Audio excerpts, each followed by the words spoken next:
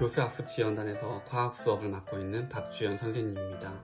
지난 시간 우리는 지구의 자전을 최초로 증명시켜준 푸코의 진자에 대해 배워보았는데요.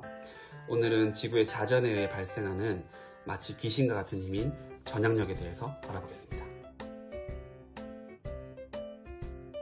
본격적으로 수업을 하기에 앞서 영상을 하나 볼게요. 자, 여기 두 사람이 공을 주고받고 놀고 있습니다. 정지 상태의 판 위에서 두 사람이 공을 주고받는데 전혀 문제가 없어 보이죠? 아주 즐겁게 공놀이를 하고 있습니다.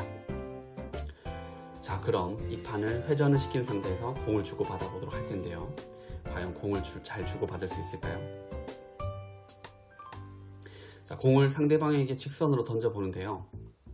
어이쿠, 아까와는 다르게 서로 공을 잘 전달하지 못하고 있습니다.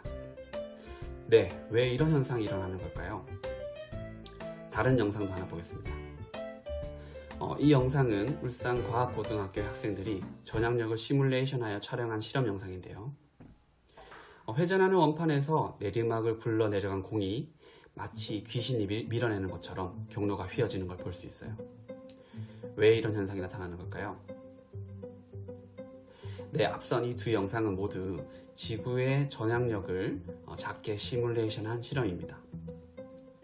자전하는 지구에서 움직이는 물체는 북반구에서는 진행 방향의 오른쪽 수직 방향으로, 남반구에서는 진행 방향의 왼쪽 수직 방향으로 힘을 받게 됩니다.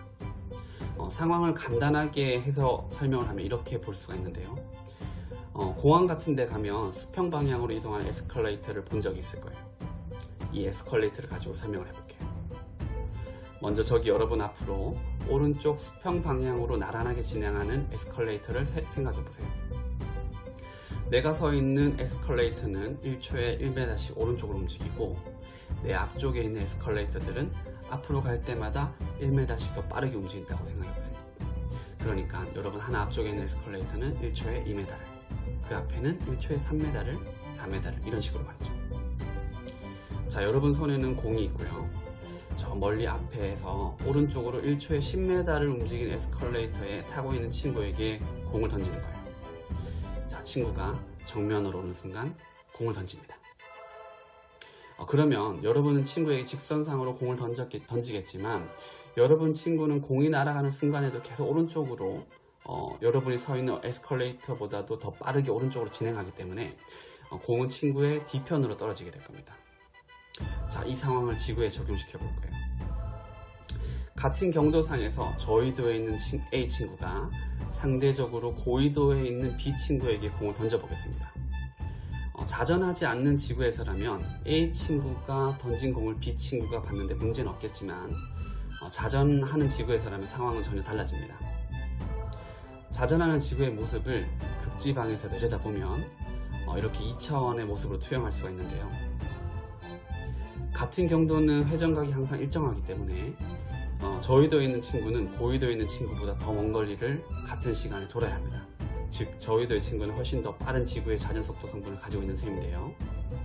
그 상태로 공을 고위도로 던지게 되면 아까 우리가 수평 에스컬레이터에서 공을 던진 상황처럼 공은 B에게 똑바로 날아갈 수가 없는 것이죠. 북반구 기준으로 저위도에서 고위도의 친구에게 공을 던지는 상황을 가정해보면, 저위도에서 고위도로 던져진 공은 공이 위치하던 저위도에서 지구가 자전하는 속도 성분과 공을 고위도 방향으로 던져진 이 속도 성분이 합쳐져서 날아가게 되므로 공은 B가 위치한 지점에서 자전 속도보다 수평 방향으로 더 빠른 속도 성분을 가지고 날아가게 됩니다.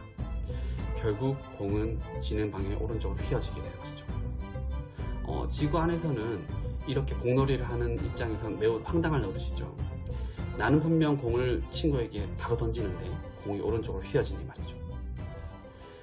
그런데 사실 이 전향력은 우리 실생활에서는 크게 고려되지 않아도 괜찮습니다.